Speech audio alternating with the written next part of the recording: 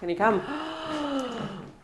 I feel like I'm coming into, obviously, the private part of the house, if you like, but I feel like I'm just coming into like my best friend's house. Like, I've just come from the ballroom and now to this incredible kitchen. I do remember something. So obviously, because we're both part of historic houses, and there's all these awards that happen, and I remember, I'm sure you won the kitchen award. Yeah, in 2019 we won the kitchen award.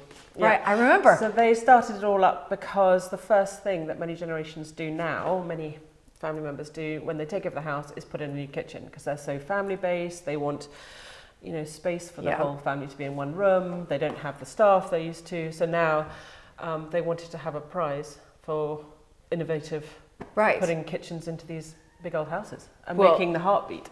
Right, exactly, and that's what kitchens do, much like the Italians. This is incredible, though, because as I said, I've walked from that, historic-looking part of the house into, again, this is still the historic part of the house, but you've modernized it and made it much more, family, center, heartbeat. Yeah, but this is where we live. I mean, we live in a massive house, but we actually all live in one room.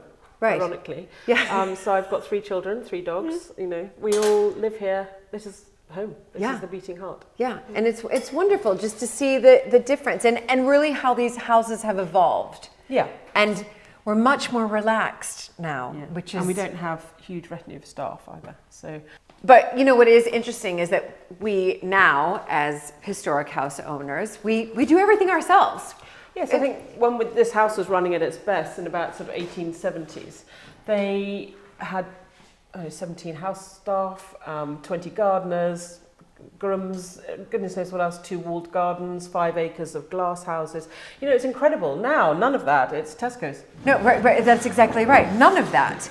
And I actually prefer it. Yes, please. Thank you. I actually just prefer it like that because it keeps me busy. Yeah, totally. I can just sat for hours doing needlepoint. Yeah. Can you bored? I love these glasses, by the way. These are absolutely brilliant. So you did this project. Obviously, this will be, I always think of it as like a legacy, as you are the... What are we going to leave behind for our generation? Exactly. So we had the Victorian kitchens that were downstairs. Then after the Second World War, they stopped being used. And when there were many less staff, there became 1 cook and 1 housekeeper. And they used these kitchens from the 1950s. So this was 6 different rooms, which we've knocked right the way through to make this kitchen. And then we've still got the old Victorian kitchens downstairs. But the planners were really hard about where we put the beating heart of this new generation. Right. And where could we go into the ballroom, or where could we put our kitchen? Where could we put the one room we wanted? And they finally allowed us to knock 6 rooms into one. Yeah, I was about to say, because that's quite a serious yes to say, okay, you can knock through these walls to create this. Did you have to fight it, or was it? Well, it was. We made the point that if the family moves out because there isn't somewhere realistic to put a kitchen, then you lose the beating heart of the house and you're not going to keep these places alive.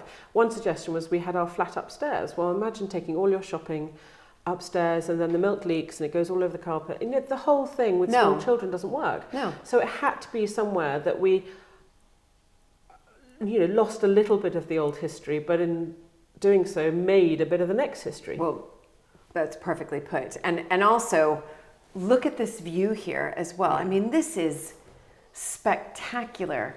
Just a wonderful, amazing, unspoilt view of your garden and just of the landscape. We're really lucky. It doesn't have anything that has been built in the last however many hundred years. Yeah. So there's nothing's changed. And you can imagine this. When Capability Brown designed it, you can imagine that it looked almost similar to what it does. Right, and that's what's incredible at Capability Brown. I mean, that you are looking out to Capability Brown design right here. Yeah. I mean, wonderful. I do wake up every morning and appreciate my view. It's not something that gets lost on me. It's incredible. One forgets, well, at least looking out, I'm like, am I in England? Well, it's only because it's a beautiful blue sky and it's very colorful right now. Always like this in Yorkshire. But so tell me, so you have the Victorian kitchen then, and what's happening with that? So we have events in the house now We only have about 15 weddings, I said, but they need somewhere to dance in the evenings. At the moment, they're dancing in a marquee because if they dance in the house, there'll be damage, and we don't want that to happen. So what we're doing is we're turning the Victorian kitchens into a evening event space. So not only could they then go downstairs to somewhere completely different and let off steam and dance the night away, but it's then all in-house as well, and we can have, evening events for down there. So it's just, 18th, 21st, 30th, 40th, 50th parties down there, separate away from the house. So it creates a whole nother entity for us. That is fantastic, because before you said they had their wedding breakfast in the oval room and the ballroom, but then they would dance in a marquee. Yeah. Is that right? Exactly. Now you're bringing everything in-house. And I think when people want to look at a wedding in a house like this, and they want the historic surroundings, they could have a marquee anywhere in a field, wherever they wanted. They want something that's all unique and on site.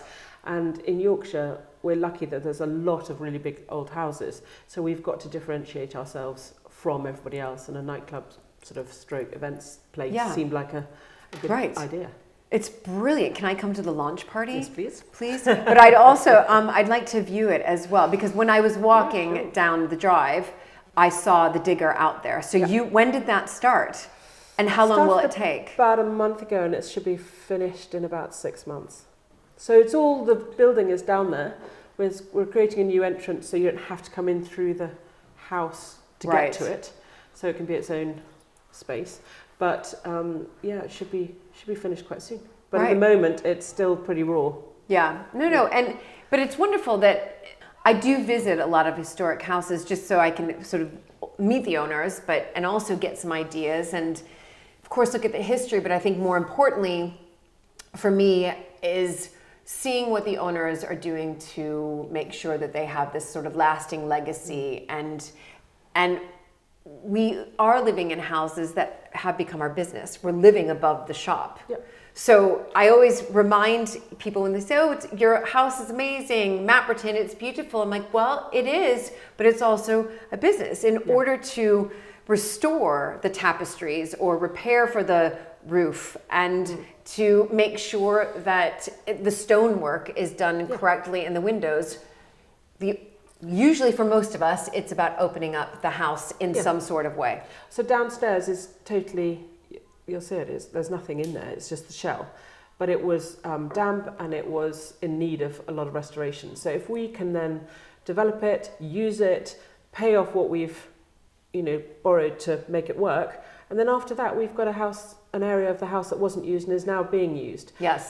If our son wants to change that in future years, and that's fine. But we've done what we need to do this generation to ensure that another bit of the house stays viable. Yeah, and that's what it is. And this is, this is a vast house.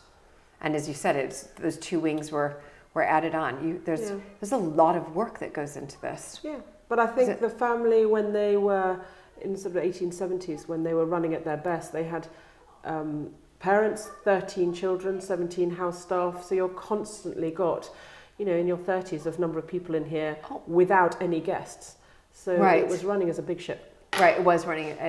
You're just running it as a slightly bigger ship, really, with weddings. With less staff. That's right. So I'm saying, we do everything ourselves. And do you think, Cara, that you've done the kitchen, you're redoing in one sense another kitchen, if you like, the Victoria kitchen, making it into this event space. Do you think that there's any other, when I walk down, this is huge. Is there possibly, you're young, is there possibly another project? Just had to ask. I think there's always projects. I think you'd be silly not to think. It's whether you can, I think this is a big project, doing the basement area. But I think there's always going to be that ongoing maintenance, and whether while you're doing it you open up something, or then you have a flood on the roof and you're redoing bathrooms and you're redoing that while the can of worms is open, you may as well fill it up. That's right. I'm sure there will be. Yeah. I'm quite a get on and do it kind of girl. So I know, I can tell. I can tell that already. No, and that's the other thing. It's these houses, they were built hundreds of years ago, many of them. And we have to, in one sense, restore like for like. And you mentioned water. We have massive issues at Mapperton and Tudor as well of water coming through. And it's not a quick fix. These are, No. and It's Pandora's box. Every time you open one thing, you discover that's a right. million other things.